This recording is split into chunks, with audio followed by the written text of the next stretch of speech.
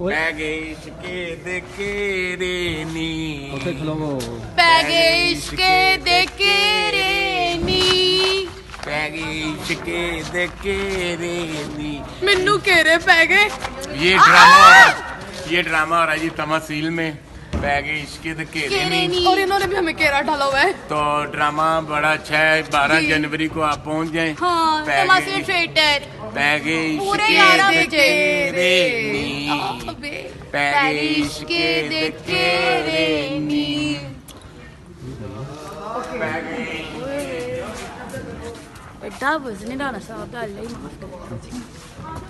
आ जाओ मिर्जा साहब क्या मिनट पूरा करो जरा करे थे यार उन्होंने मिलो आहो वही मैं देख रही